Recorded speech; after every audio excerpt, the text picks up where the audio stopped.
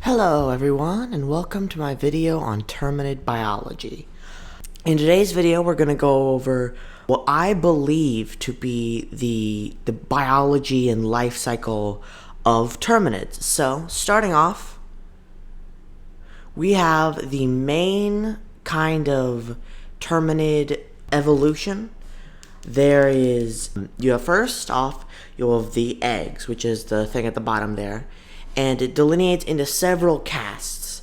So let's go starting right to left. Now on the right here you can see that you have the what are called jumpers. Now they are light bugs that jump at people, and well, in my opinion, they grow up into hunters, which are bigger, heavier, deal more damage, and do pretty much the same thing. Then those grow into, if they survive, that is called a stalker. It gains optical camouflage, as well as it's much larger, much stronger. It's overall much more powerful bug. The one in the middle, it can become a spitter, which has the large sack of bile, and they spit it at you at close ranges. And then they grow into bile spewers, which deal more damage. They're more heavily armored, and they're larger. And those up into bile titans, which are the biggest kind of bug so far. Then we have the most complicated line on the left. Starting off with scavengers, which are your most basic kind of bug, and then they can grow into warriors. The one it's linked to can become the brood commander, the black and reddish looking one. It's the simplest, most direct part of the scavenger growth. Alternatively, though, it can become a bile warrior. There is an alternate theory that the bile warrior comes not from a warrior, but instead comes from a spewer. But I'm skeptical overall. Then you have the hive guard, which is the one going off to the right. It either splits off from a scavenger grows into a hive guard, or a warrior becomes a hive guard. I'm not totally sure. The main reason I don't think that the hive guards are their own evolution is because they don't have they're not very small.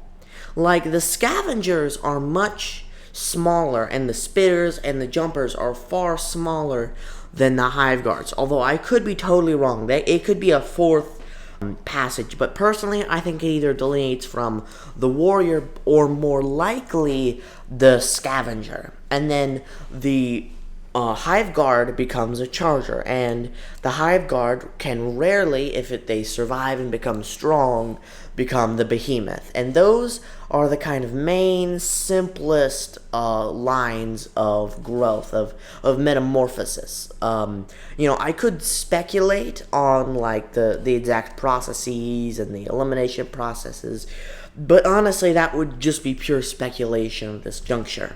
Moving on to the next slide, we have the two exceptions that don't fit neatly into my structure. We have the shrieker and the nursing spewer. Now, starting off with the shrieker. Now, the shrieker comes from the shrieker nests. They come from that, presumably. Now, either it's just kind of a different kind of nesting location, like they come from the regular eggs, and then they just move into the mushroom-like towers, or they have their own kind of egg layer who lives in those spires, and then it exclusively lays shriekers, which would kind of represent it almost becoming a whole different like caste. Then there's the nursing spewer. Now, it's pretty obvious that the nursing spewer lays the eggs, but what isn't clear is where do the nursing spewers come from. Now, the most obvious explanation would be that they either are bile spewers become nursing spewers, or that when nursing spewers are done laying their eggs, they grow extra armor and become bile spewers. That's unclear as of now. It is possible that they change back and forth depending on the needs of the hive. That isn't at all unprecedented, as there are eusocial animals that will change their form based off of demographics of the hive. Now, alternatively, the nursing spewers are mostly unrelated to the bile spewers, and their morphological similarities aren't directly because one becomes the other, and instead they come from the scavengers. But I'm less confident about that one. Just look at how they look. It's a lot more clear that the nursing spewer is that.